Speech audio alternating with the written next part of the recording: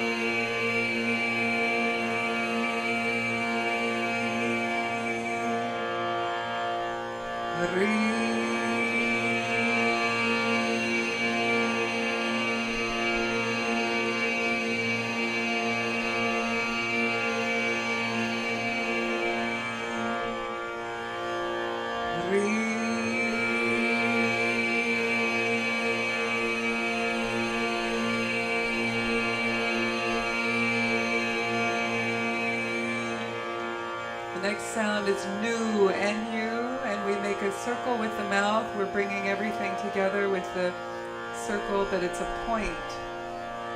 And also as you do the nu sound, furrow your brow as if you're focusing really hard on something. So we're drawing everything to one point. Inhale. Nu.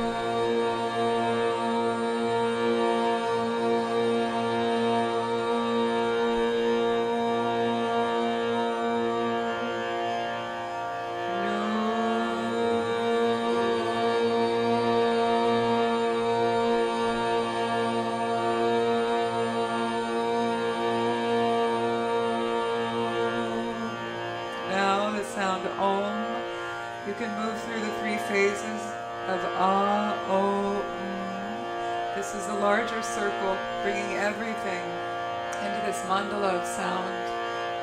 Inhale.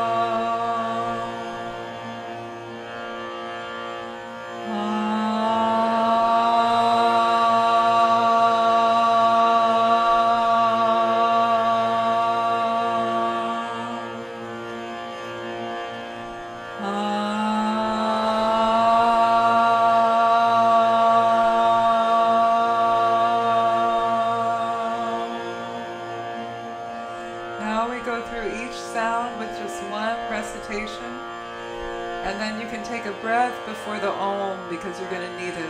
We'll do a long Om. So you can listen, and it sounds like this. Just listen. Hana Rinu Om. about 3 times. Inhale. Hana Rinu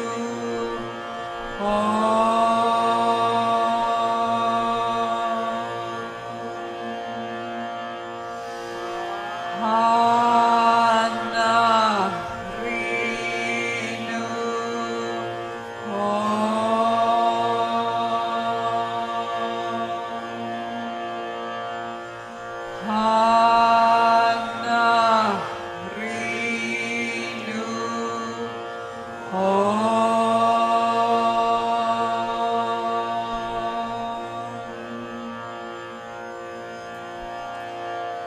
Now we chant to Saraswati, the goddess of wisdom, of eloquence, of intelligence, expression, the arts. And as we chant to her, invite her into this space. It said she's luminously white like 1,000 full autumn moons. Even though tonight is the new moon, we can imagine it's the full moon somewhere.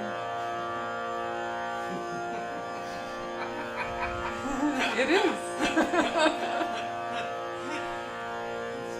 So, feel her luminosity flowing into you, flowing all beings everywhere, bestowing eloquence, wisdom, joy.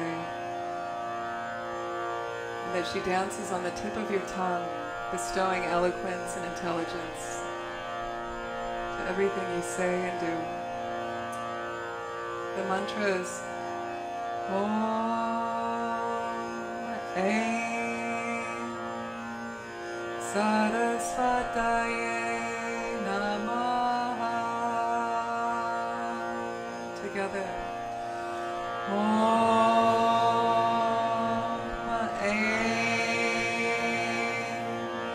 Saraswataye Namaha.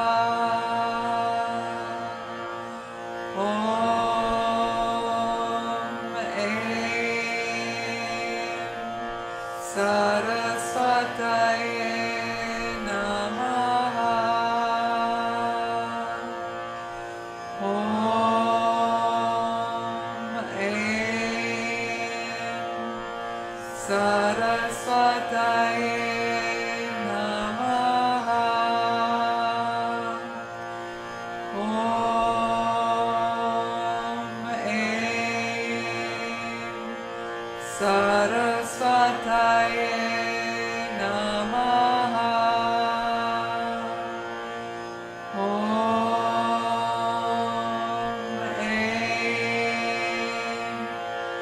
Saraswataye Namaha. Om Aim Saraswataye Namaha. Om Aim Saraswataye Namaha. Om Aim Saraswataye Namaha. Om Aim Saraswataye Namaha. Om Aim Saraswataye Namaha.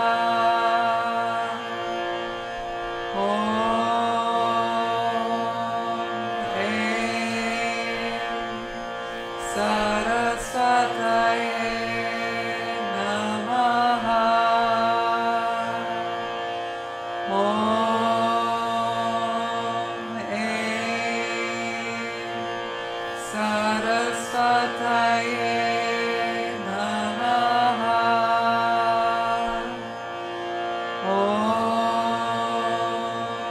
Aim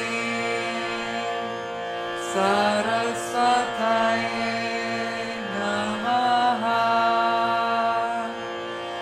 Om Aim Saraswataye Namaha.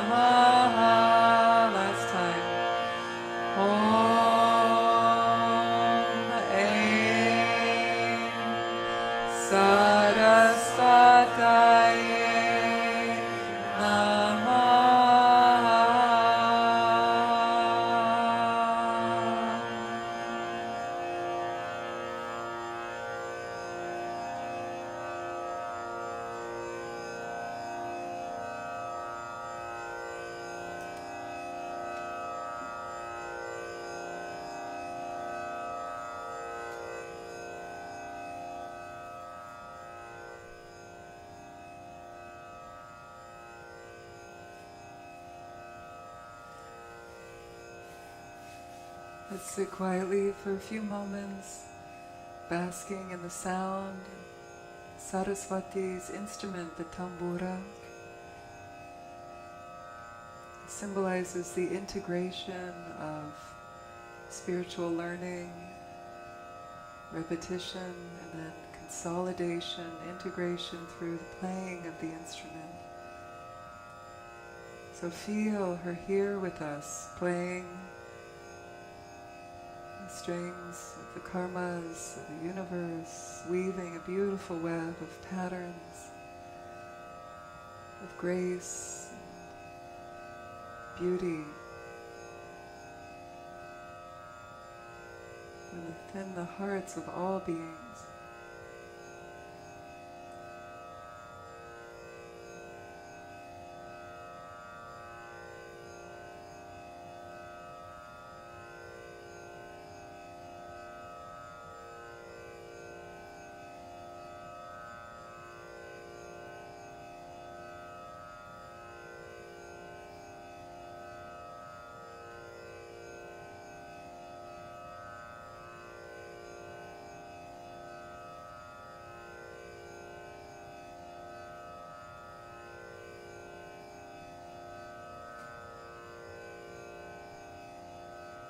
And let all of those knots of tension unravel. Let the sound of the tambura massage the subtle body, the mind, and loosen the knots, the granthis unwinding. Let the breath flow freely. And let yourself release into this present moment. And drink from the wellspring of simplicity and presence.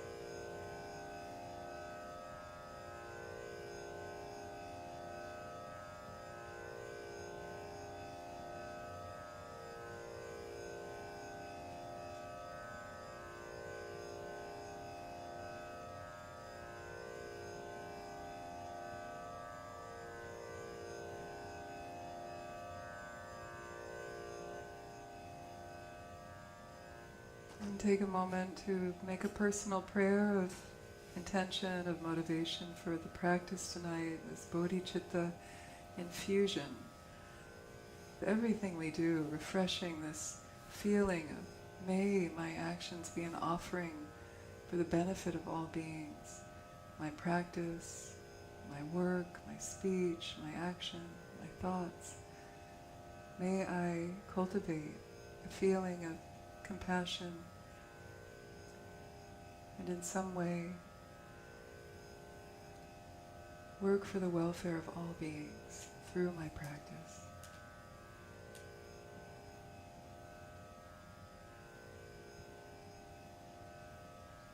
May I heal for my own benefit and the benefit of others. May I awaken for my own benefit and the benefit of others. Make your own personal prayer. May I, and fill in the blank. Crystallize it.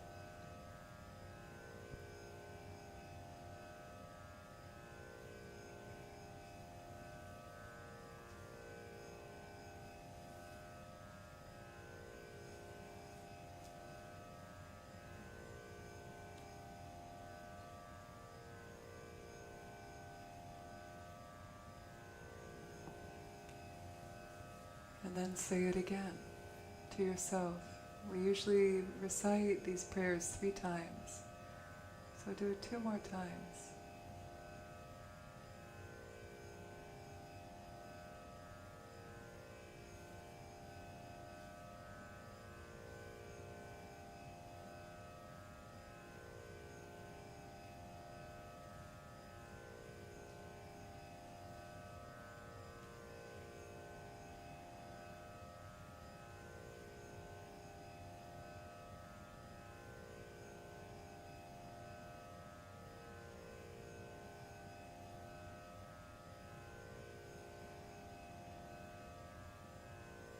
Hey Maho, may it be so.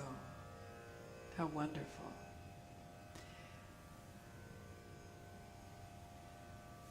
Would anybody like to share their prayer? Like, speak it into the microphone and let it go into the universe on YouTube and beyond? Show and tell your personal prayer. It's nice to hear. You know, often we read the prayers that were written by some yogi or yogini in distant past, but it's nice to write your own prayers. Does anybody want to share what your prayer was? Yeah, I knew you would. Thank you. I knew you'd break the ice. Thank you, darling. Should we get the mic? Do you mind? This is called living loud and proud. And you don't have to speak into the mic if you don't want to. But when we speak into the mic, the wonderful folks in YouTube land they're good people. I know a lot of them. They get to hear you. Thank you, sweetie.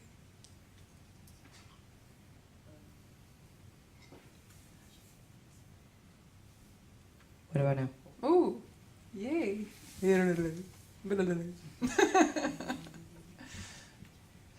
Alright. Mine was... Let's all meditate on it so we can take in his prayer. So say it as if you're saying the prayer directly.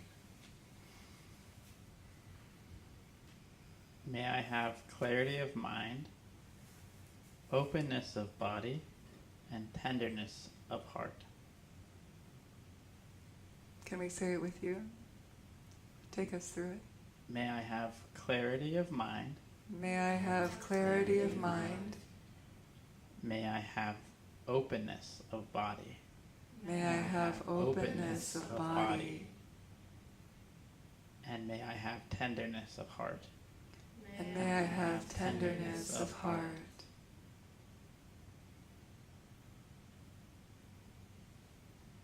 Thank you. Thank you.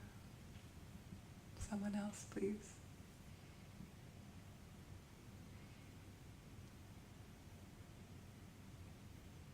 There's no wrong prayer. It's your own unique fingerprint of what spoke to you. It might be something like, may I love myself more fully, or may I stop being such an asshole. Or you know, it doesn't have to be perfect. May I live to see tomorrow. Go ahead, Darren. May I have the community that supports the evolution of my highest self. Can we say that with you? And of course, you don't have to say it with us, but if it speaks to you and you want to say it out loud, let's say it. So please guide us. May I have the community May I have the community that supports the evolution of my highest self. that supports the evolution of my highest self.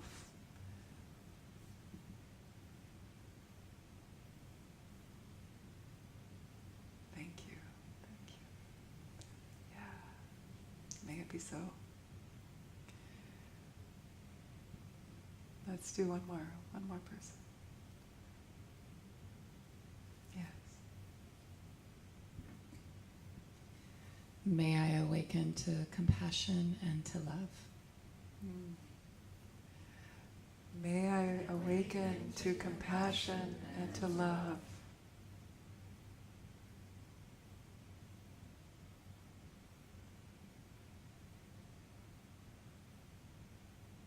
Emaho, may it be so.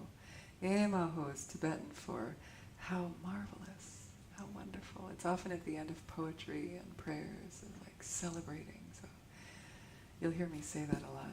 Thank you. That's wonderful. Yeah, thank you. One more. Why not? Let's do it. It's great. Love this. May I live my life's path with bravery, authenticity, and love.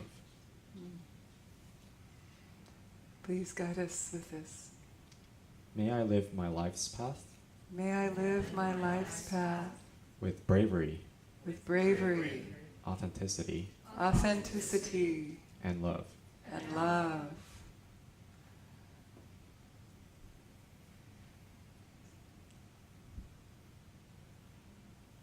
Wonderful. Thank you. Alalaho. It's another way of saying how marvelous. I remember when I was translating the Tibetan text, there'd be alalaho, emaho, kieho. We had to figure out how to translate all those. Like, how marvelous, how splendorous, how wonderful. Kieho. Alalaho. Sometimes the Tibetans will get, when they get up to the top of a mountaintop, they'll holler out like a yodel, like Kieho.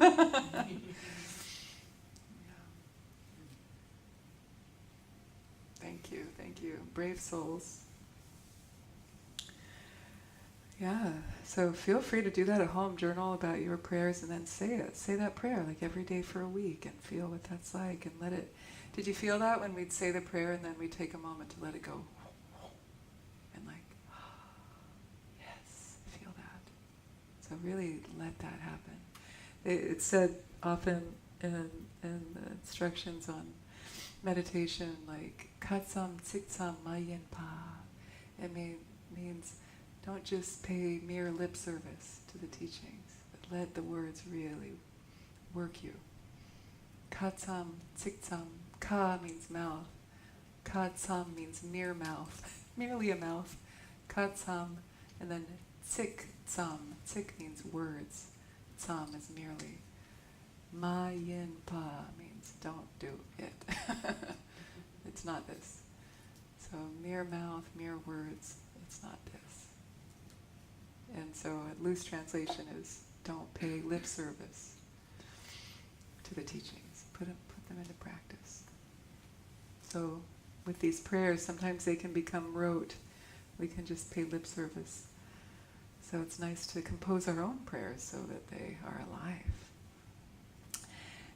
Having said that, I want to cycle back to the early days. The first days of this class, we would do a wonderful prayer that is at the top of your sheet.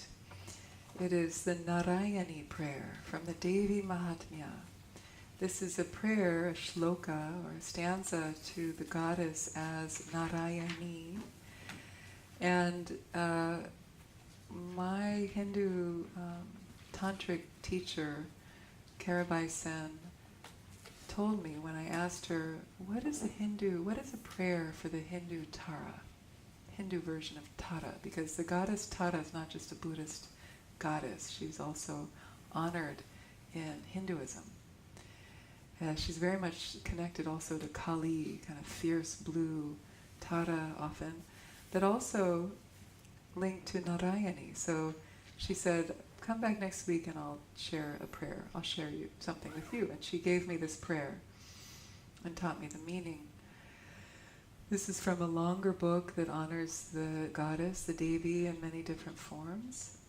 And this one in particular is the goddess as the protectress, as the savioress. And that is Tara's meaning. That is her power. She saves beings from fear and suffering, danger.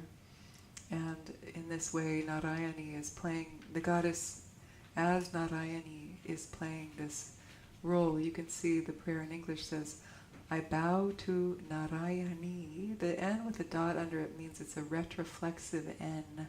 So it sounds like na. You curl it back a little bit. Narayani. Narayani. You could try it. Narayani. Yeah. So I bow to Narayani, the goddess, who takes away the afflictions of all. She is the refuge of the downtrodden, and she is the very act of turning toward the Supreme consciousness. So she even is that. Like every time we turn towards the Supreme, we are embodying her energy. I love that. So the Sanskrit is like this. We'll practice line by line. And then we'll chant it. Sharanagata. Repeat. Sharanagata. Dinarta. Dinarta. Does everybody have a sheet? Raise your hand if you need one. Yeah. Sorry. Yeah. Thank you. So Sharanagata Dinarta.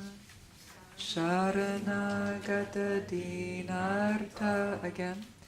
Sharanagata Dinarta. Good, one more time. Sharanagata Dinarta. So what that means, Sharanam. Sharana means refuge. Like Sharanam Gacchami, Buddham Sharanam Gacchami. I go. So Gata means having gone for refuge. Dinarta. I think Dinarta is the downtrodden. So this is translated a little bit in a different order. It's been a while since I've looked at all the words, but I'm pretty sure this is like, she is the refuge of the downtrodden. Sharanagata Dinarta. Sharanagata Dinarta. Paritrana Parayane. Paritrana Parayane. Let's just keep going with the melody. Sarvasyarti Hare Devi. Sarvasyarti Hare Devi. Narayani Namostute. Narayani Namostute. Good. So you'll see this last line, Narayani, that's her name. Nama Ostute means, Namostute means I bow to you, Narayani. So that last line is the way we start it in English. So I bow to Narayani. That's Narayani Namostute. Okay? Nama means to name. Ostute means to bow. So I'm honoring as I'm paying homage to Narayani, the goddess, Devi. So Sarvasyarti Hare Devi. So Sarva Asyarti, and then Hare Devi. She is the goddess who takes away the afflictions of all. So Sarvasyarti means all afflictions. Hare means to steal away. Remember in the other, we're going to do this other prayer tonight, which is the Parvati prayer that we've learned. Remember Manohara? Devi Manohari. Hari. It's the same root here as Hara or Hare. It means to take away. Take away. So she's the goddess who takes away the afflictions of all. And then I'm going in reverse. Paritrana Parayane. That's the second line. Paritrana Parayane. That is, she is the very act of turning toward the Supreme. So I think I won't go too much into the etymology. So it's a little Sanskrit, Tibetan, they're like that, where it's not always easy to translate line by line into English in the same order. But you get the gist. So, oops, sorry. Let's chant this together. I'll turn up the tambura. And we'll chant for a while. I'll say a line and you can repeat after me. I'll say the next line, you can repeat like that. After we go through one time like that, and then we'll all start doing it together. Think of this as concentration meditation. This is shamatha. So notice if the mind is wandering. This is a new language for a lot of you, new ways of moving the mouth. If you need to pause and just read the English to refresh, feel free to do that. But try to stay with the yoga of the chanting, this yoking of the mind to the sounds. Sharanagata dinartha, Sharanagata dinartha, Paritrana parayane, Paritrana parayane, Sarvasyarti Hare Devi, Sarvasyarti Hare Devi, Narayani Namostute, Narayani Namostute, Sharanagata dinartha, Paritrana parayane, Sarvasyarti Hare Devi, Narayani Namostute. Together. Sharanagata dinartha, Paritrana parayane, Sarvasyarti Hare Devi, Narayani Namostute. Sharanagata dinartha, Paritrana parayane, Sarvasyarti Hare Devi, Narayani Namostute.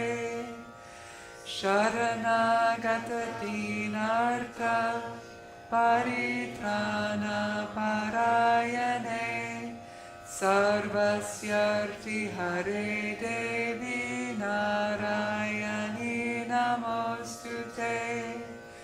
Sharanagata dinartha, Paritrana parayane, Sarvasyarti Hare Devi, Narayani Namostute.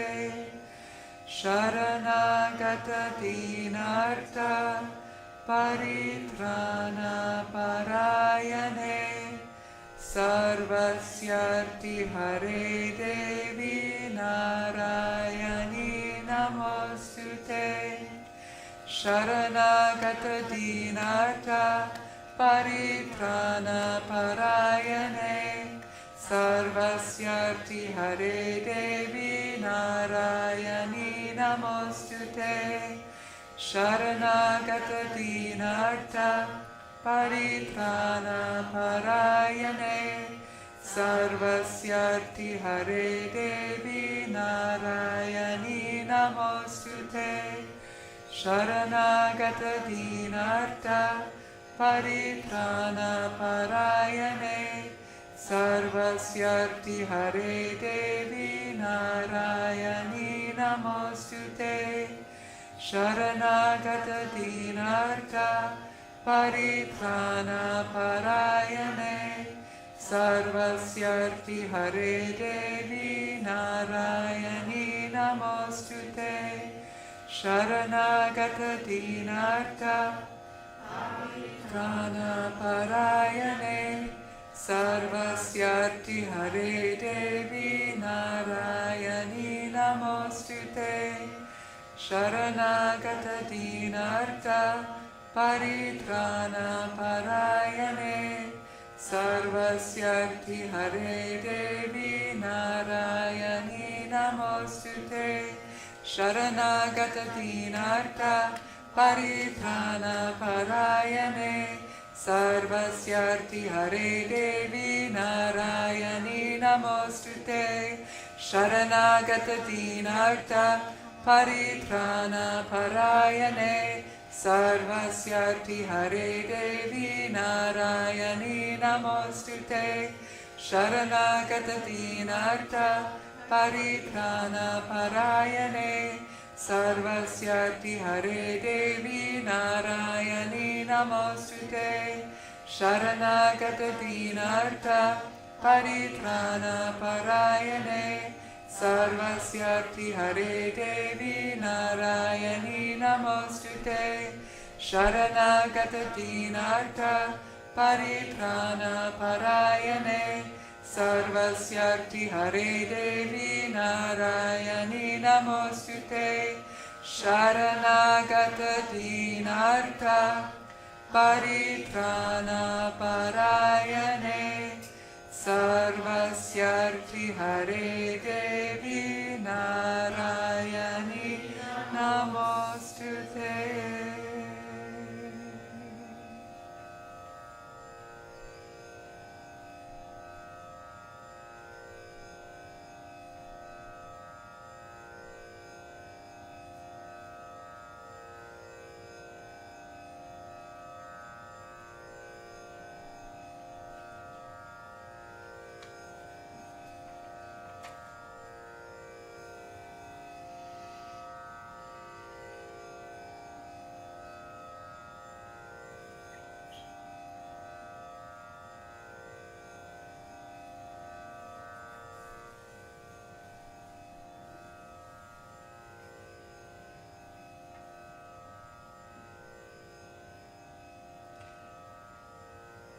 And feel Narayani and Tara manifesting their enlightened activities of removing suffering, helping to be a refuge for the downtrodden.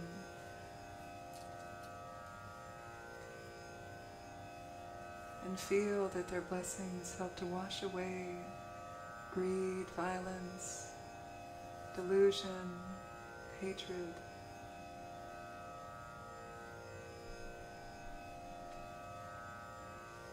Like a rain of blessing, washing away the dust and pollution. Feel their rain of blessing flowing from the heavens down upon all beings without discrimination, onto the earth, all sentient beings receiving the blessings of the Mother, freedom from danger, disease and war and famine, discrimination, injustice, despair.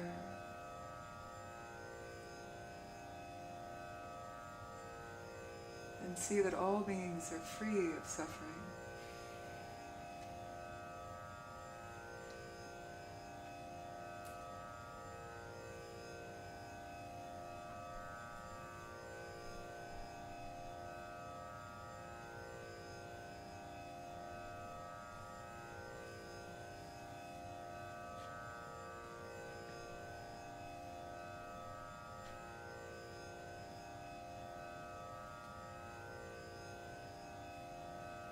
And then let go of any prayer, any visualization, any hope and fear, and just rest. Rest in mind's nature. The bare simplicity.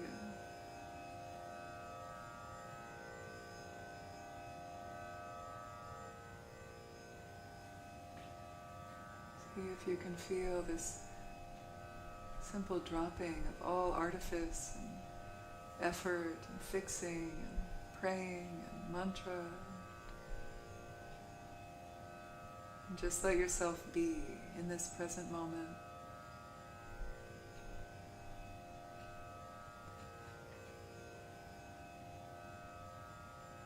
That our mind is the mind of all the deities. Deities are mirrors, the divinity of our own mind.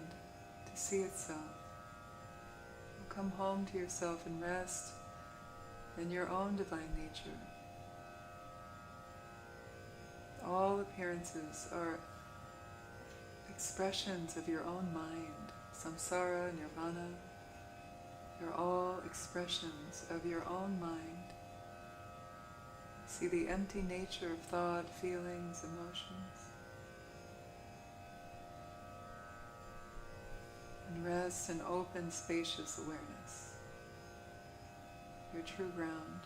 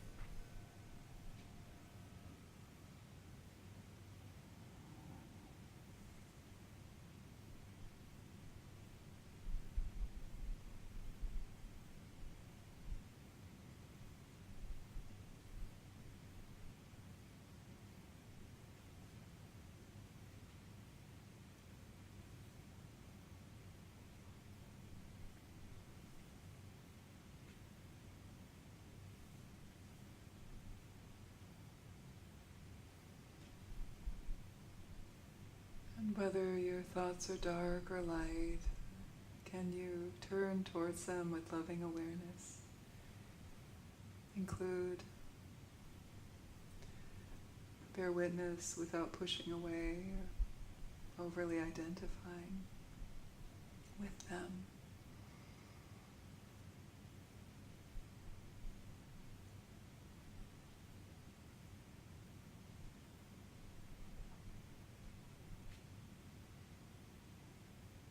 If you have a dark thought, can you love that thought?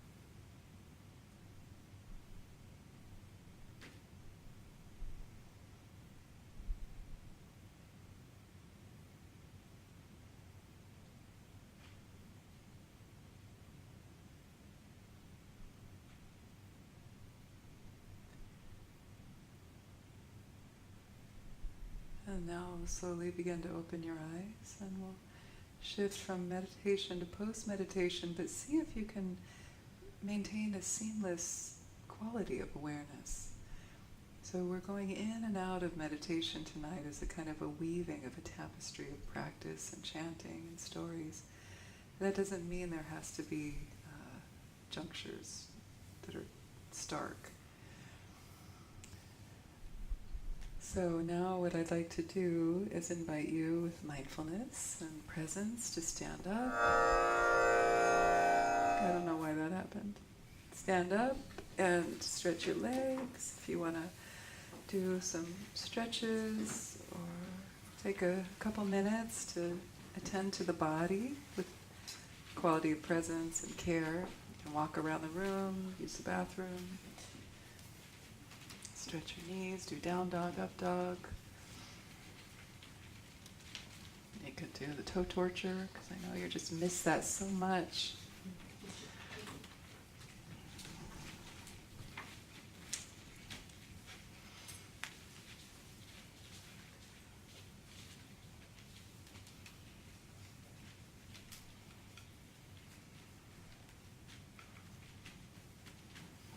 I'll just offer some things if you're at a loss from toe torture, which means sitting on your heels with your toes turned under, your knees wide. It's a good stretch for the back of the feet, the soles of the feet, I mean. You can do some upper body mobility exercises, interlace the fingers and rotate the wrists.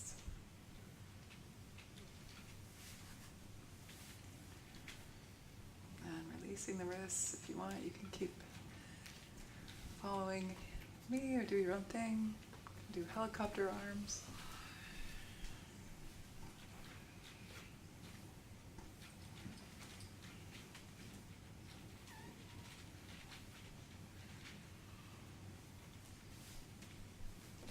Good.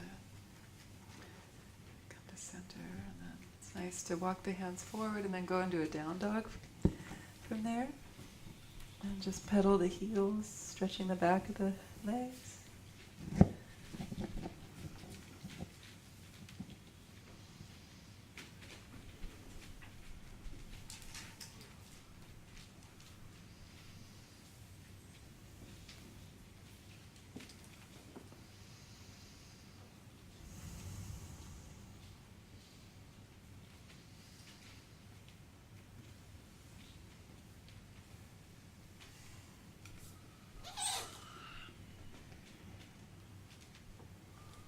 Good. Okay. So we'll start to find our way back and within the next minute or so, so don't rush. Finish up.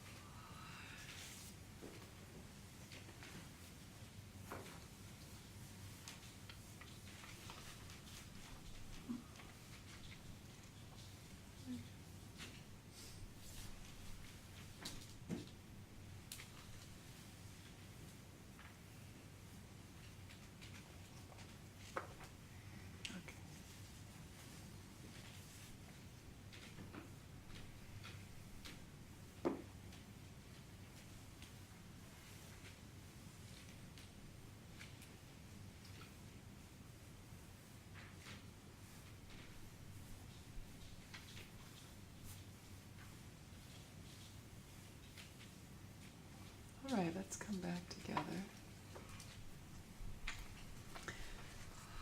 So, what we've been doing when I'm here, I had a sub for a month, is going through this wonderful book called On the Path to Nowhere. No, On the Path to Enlightenment. Nowhere. And we usually talk about a theme, moving through the text. We're in the chapter 7, altruistic love and compassion. We talked about that last week, and I thought it'd be nice to read a short passage from Nyosho Ken Rinpoche on page 80, and then we'll do some chanting also before we end. We'll do some more. We'll do Tara chant. So, if you don't have this book, I highly recommend it. It's filled with so much wisdom, lots of little and longer and shorter teachings that span the whole path of the Buddha Dharma. It's called On the Path to Enlightenment, Heart Advice from the Great Tibetan Masters, compiled by Matthew Ricard. So, Nyosho Ken Rinpoche was one of the greatest Dzogchen, great perfection, Tibetan Buddhist teachers of our time. He died probably in the 90s. I saw him once, and let me just tell you my story about him. I knew who he was, but I had never experienced him or received teachings from him live. He's written a lot of books, and he's kind of like the teacher at all the great teachers, and he's very quiet. He's understated. I don't even think he was like recognized as a tulku, I don't think, but there are some people who, based on their own practice and merit, are just rise to the top, and he was one of those great yogis. And tulku is a reincarnated lama. Usually babies or young children are recognized as tulkus and then kind of groomed to be high teachers. And then others just become great teachers because they're great practitioners. Being a tulku doesn't mean you're going to be a great teacher, I have to say, especially nowadays, the degenerate age. Yeah, so, I mean, some are great, but others aren't. So, I had been living in India for a year, and it was time for me to come home and make some more money before I go back.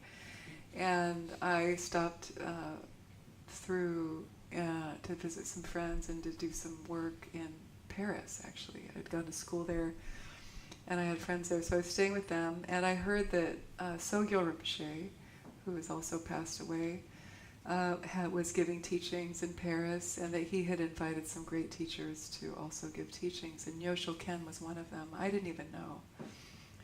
So I went to listen to Sogyal Rinpoche. He was the author of the Tibetan Book of Living and Dying. How many people read that? Tibetan Book of Living and Dying. That's a great one. You guys, come on. This is a great book. It's a classic. The caveat is that Sogyal Rinpoche is one of those tulkus who basically went down in flames and scandal. But the book is great. Not such a great ethical person when all was said and done. But unfortunately I had fallen in love with the book a long time before that came out. In any case, Sogyal Rinpoche gave a talk, it was great. And then he said, now I would like to invite Nyosho Ken, my dear teacher, Nyosho Ken Rinpoche, out to give a teaching. And we're in like a big auditorium, like a theater. And I'm towards the back. Maybe there are a few hundred people. And there's a good vibe in the room, in the auditorium. It's nice, it's full. But when Nyosho Ken walked out from the side, curtains onto the stage, it's like the whole room changed. Like something shifted. He carried about him a kind of an air, an aura of such deep presence. It's like, I felt like it was the first time I'd ever seen a great, like enlightened master, apart from the Dalai Lama. And my whole body I felt it. It's like the hair prickled up, and I can remember that I literally felt like, like in the kind of Marvel movies or other movies when you enter into like a bubble of a force field and things change. Like it felt like that happened when Nyosho Ken walked out onto the stage. And he didn't do anything. He didn't do anything special. He just was. And he sat down and he basically mumbled the teachings. He did not have like a lot of like shiny charisma like Sogyal Rinpoche had, but he had presence. He had that Rigpa. He was just oozing Rigpa. Rigpa is, primordial consciousness. It's Buddha nature. Rigpa. So he had that, and it was like direct mind-to-mind transmission. I felt it. It was so beautiful. And he taught on bodhicitta. He taught on what I'm going to read to you right now. And then he finished and went on, and I never forgot that. And I always thought, I'm going to study with Nyosho Ken. I have to find him. I'm going to go home, work, and then go back to India and see if I can, somehow study with him. But he didn't give wide teachings. He wasn't one of those types of teachers. And I never did it. And then he passed away. So I never had the chance. But I feel like, I got something. I received a profound teaching. But the other lesson of that is, to not put things off when you really feel the connection. I was sad. But he's here with us right now. Thank you. Nyosho Ken, Nyosho, Nyo means, or Ngo, Nyo or Ngo, it depends on how you transliterate it, means face. Shul means to recognize your own face. So he's the Ken, means the great, like face realizer. It's a great facial recognition. Rinpoche. And that's a saying in Dharma, like, recognize your own face. Recognize your own face. It's like the Zen koan, meet or see the face you had before you were born. That's your Buddha nature. So ngoshe is another way of saying it. Nyoshu, ngonshe. There are different ways of saying the same thing, which is to see your own face. So, this is what he said. Why is bodhicitta, which is the mind of enlightenment, this heart of awakening, so why is bodhicitta so important? Because it is the immediate antidote for attachment to that sense of an I that is the origin of samsara, the cycle of suffering. The unfounded belief in an illusory self pushes us to cherish ourselves and reject others, which finally turns against us and is the main cause of our sufferings in samsara. It is therefore essential to meditate all the time on love and compassion until we love others more than ourselves. That is the lifeblood of our spiritual practice and must always remain so.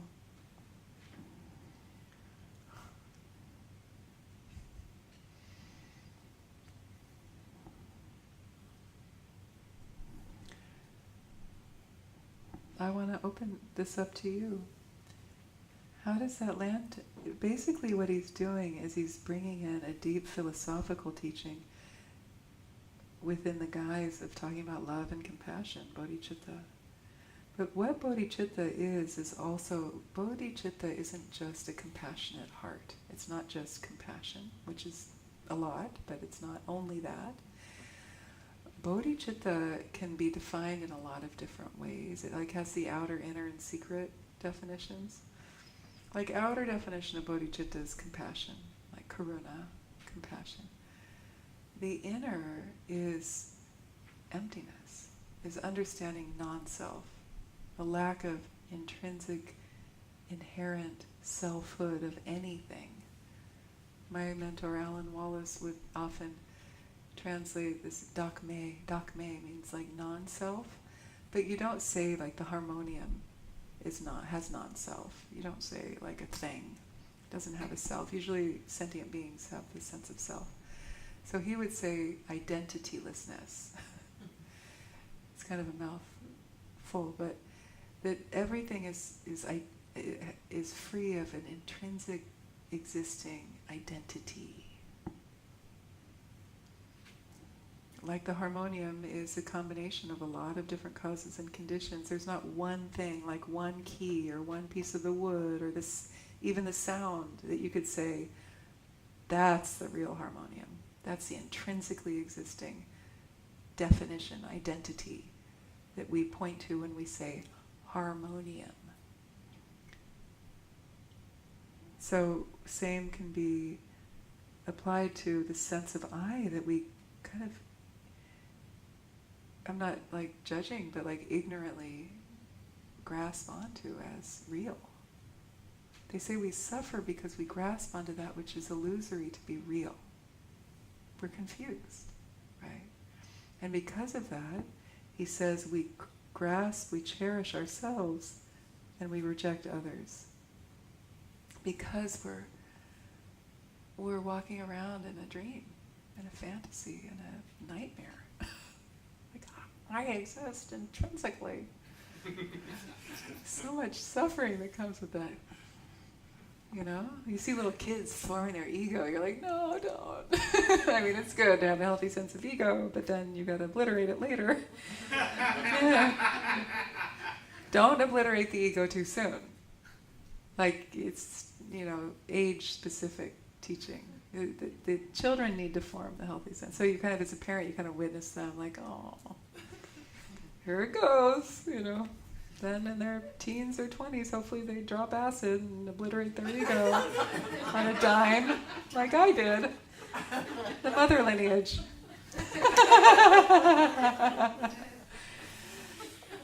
Did you guys ever see that book called Lazy Man's Guide to Enlightenment? No?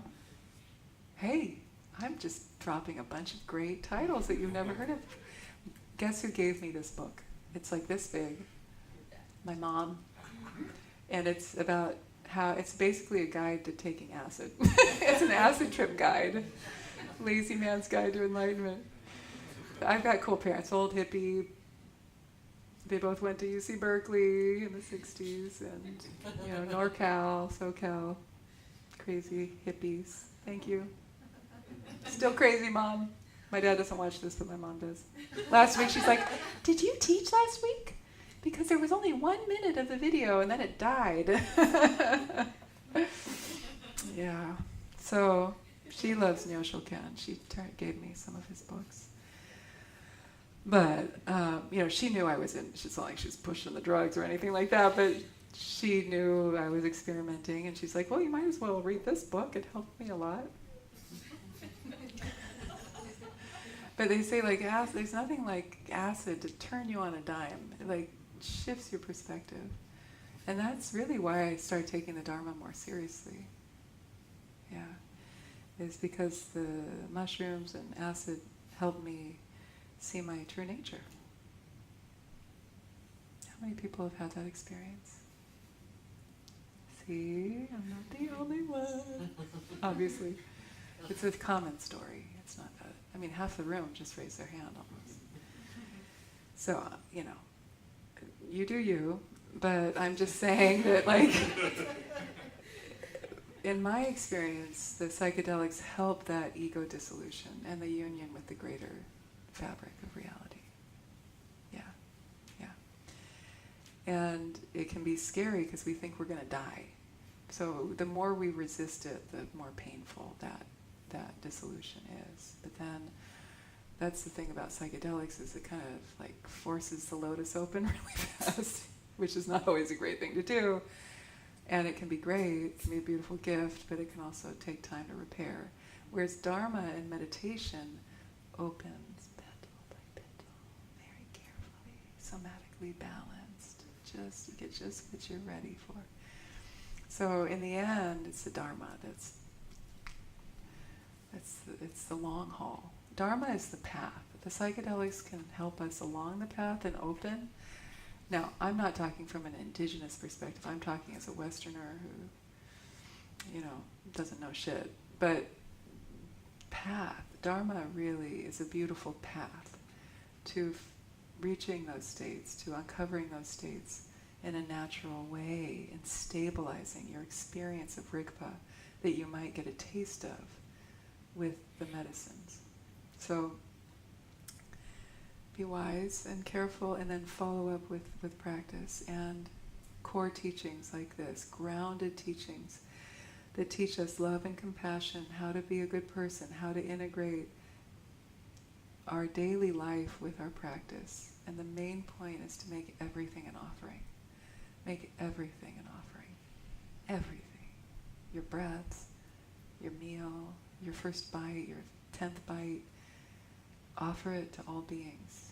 Your orgasm. Offer it. Don't just keep it for yourself. It's so selfish. I mean, that's in Tantra, that's what they say. It's like, with the ecstasy of sexual union, offer that up. May all beings experience this bliss. And then when we suffer, also make that an offering, not in the dumb way, not like, may all beings suffer just like me, but like, may my suffering, may all beings take my suffering off of me and have it. No, it's may this suffering not be in vain. May my suffering help to purify and heal the suffering of all beings, so that it's not in vain. So get creative about how can you make everything an offering.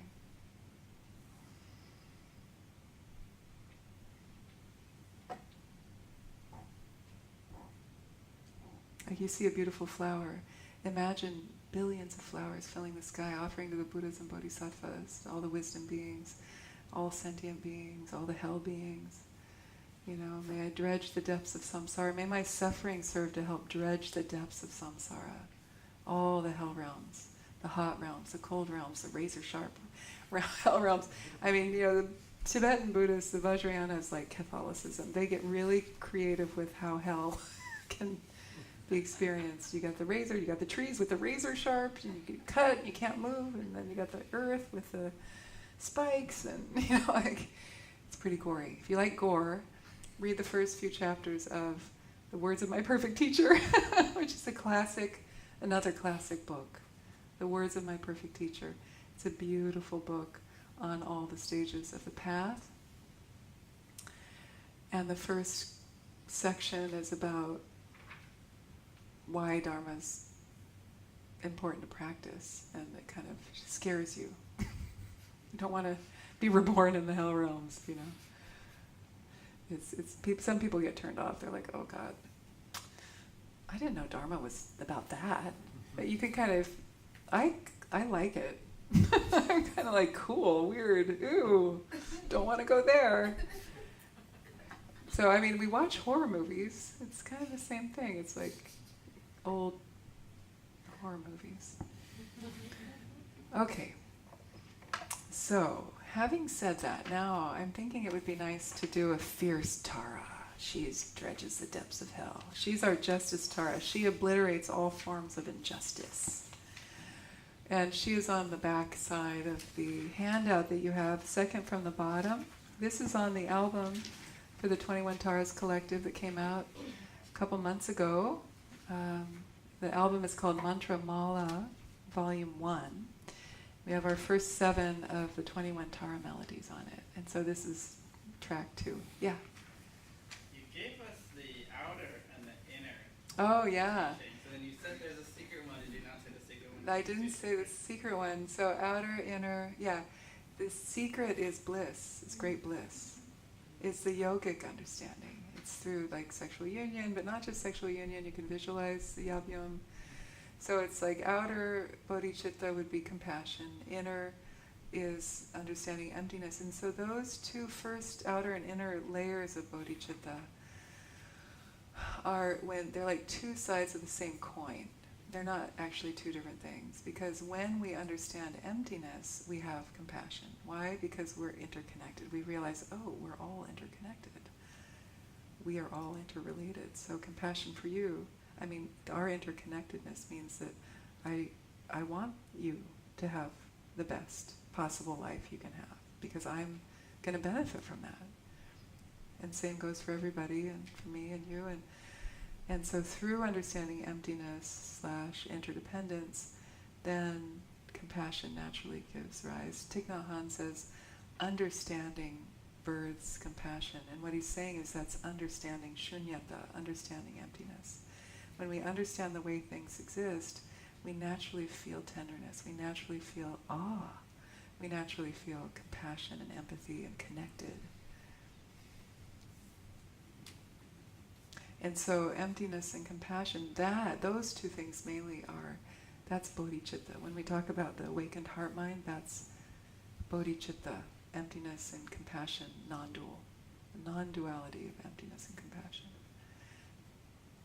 And then the secret kind of definition of bodhicitta is bliss, because in the yogic practices, when the mind, of course, when the heart opens, when consciousness expands, it's very blissful. And that can be brought about through meditation, solo practices, pranayama, yogic practices, visualizing, circling the energy with as a deity, with your consort deity, or if you're actually qualified to do real karma mudra practice, which is taking a consort, then you actually do it in real life. And that brings about bliss, emptiness, bliss emptiness. And so that's the secret definition of bodhicitta. In order to be qualified in the traditional way, I'm talking about men, because the women, we're just always qualified. But the men, part of the yogic training is that you have to learn how to reverse the ejaculation. You have to prove that you can orgasm without ejaculating. And if your yogic prowess is at that level, then the teacher would say, okay, you're ready to practice with a consort. So that's why these teachings aren't given freely to just anybody. Although there is a book called something like The Bliss of Yoga, or Bliss something, by Dr. Nida Chinetsang.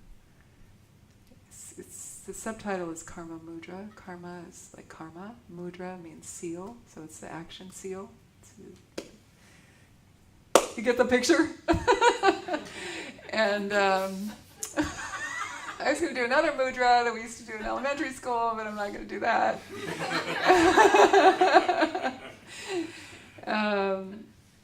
That's an interesting book. It's not like the greatest book, but it's a transcription of his teachings on Karma Mudra. And if you're curious about the yogic practices and you want to learn more about it, you can definitely learn more about it with that book. I wish I could remember the title. Who's the author? Dr. I don't know how it's listed on the book, but Dr. Nida, Nida, Chi Ne Tsang, Chenatsang. He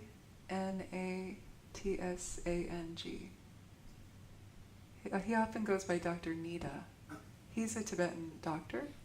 He's an educator and a writer and a Dharma teacher. He's a very interesting person who's trying to take those secret teachings out from the shadows and teach them more widely, because his argument, I think, is a good one, which he says when things are kept in hiding, they can be distorted and abused. Right? So, if you come to my room and sit on my lap, you will attain enlightenment. Like lamas, gurus do that. And that's a big problem. Whereas if things can be a secret but not, or private but not secret, I think that's the distinction he makes. It's like certain things should stay private or should stay guarded and only given when people are ready for it. But secrecy, I think that's what he says, secrecy can breed corruption. So he's trying to bring these teachings out into the open. The Tibetans do not teach these teachings widely, so he's definitely an iconoclast. So I appreciate that about him.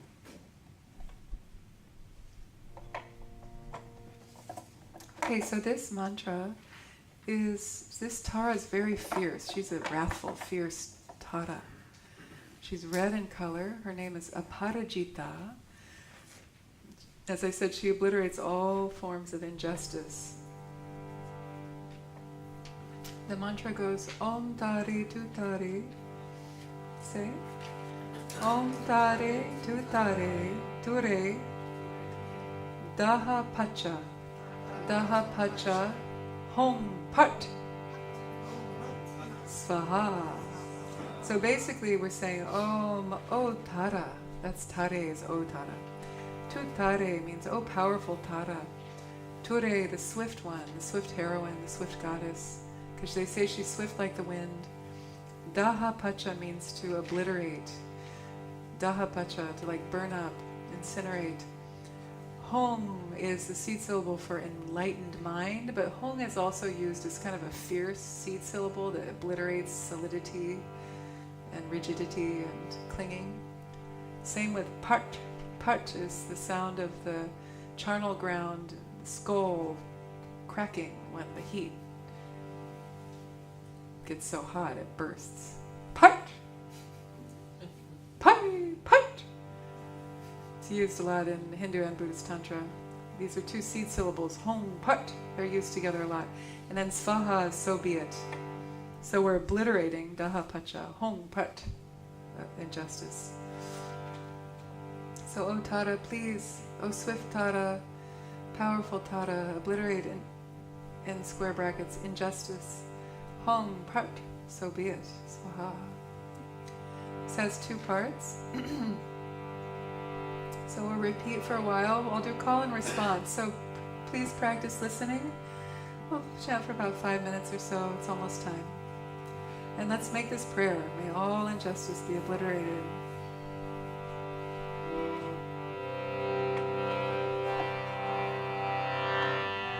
Now I've got to play the tabla.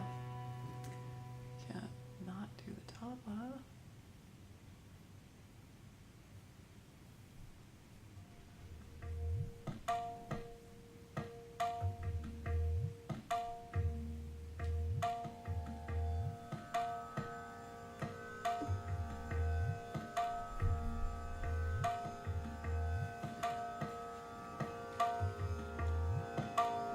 Bhajani rhythm.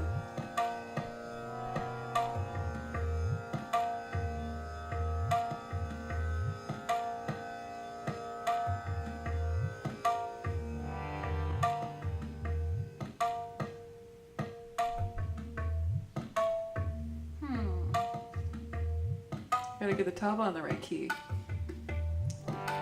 There, D.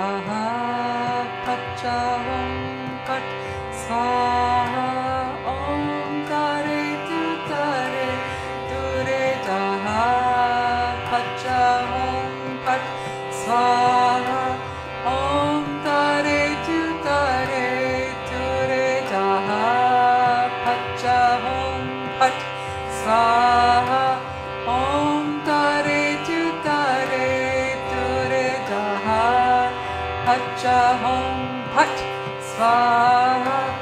Om tare tu tare ture daha.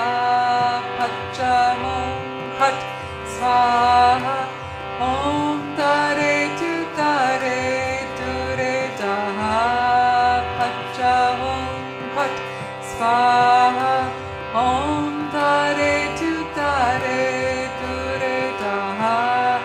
Pacha hom pat svaha.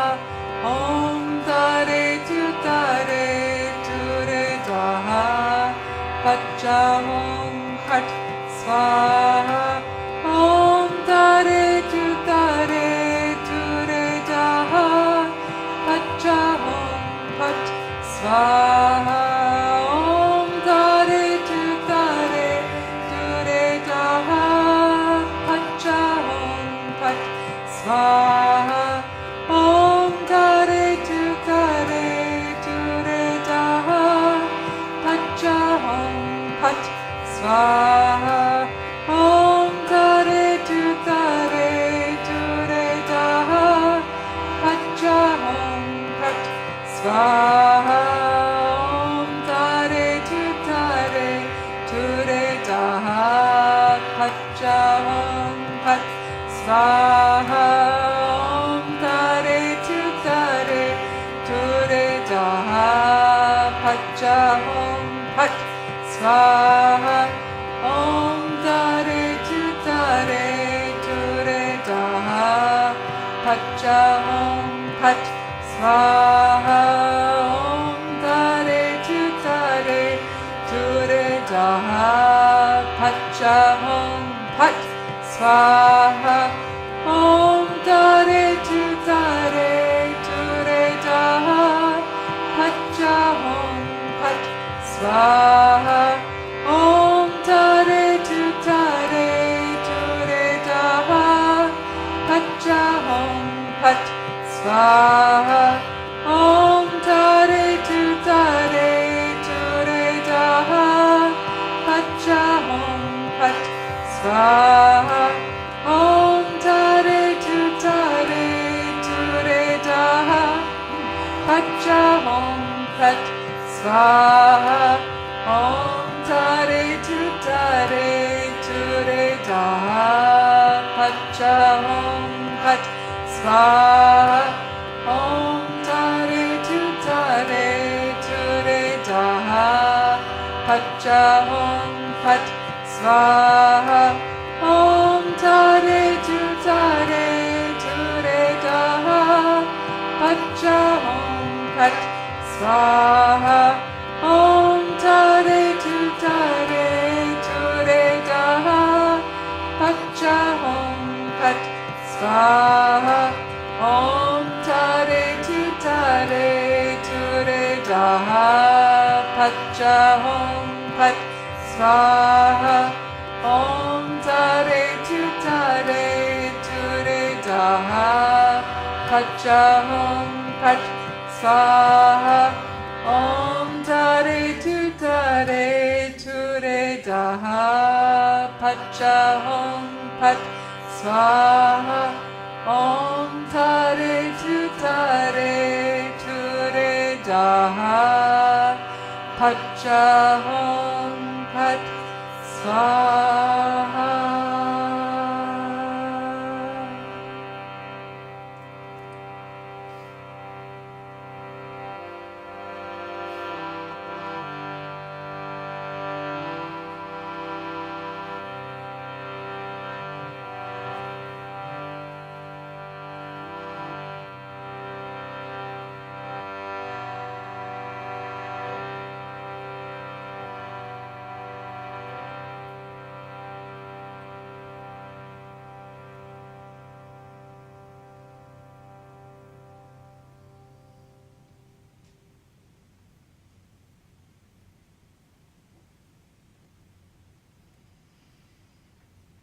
Om tare tu tare ture daha pacha hom pat svaha.